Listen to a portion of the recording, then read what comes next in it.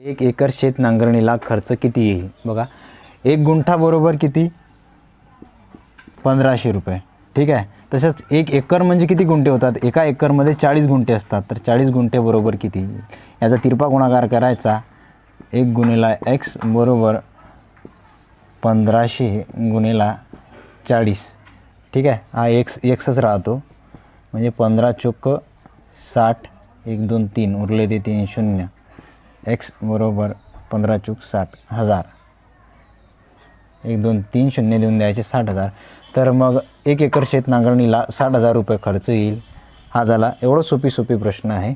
आता तुम्हाला एक प्रश्न देतो मी, तो प्रश्न तुम्ही सोडवा आणि कमेंट सेक्शनमध्ये सांगा.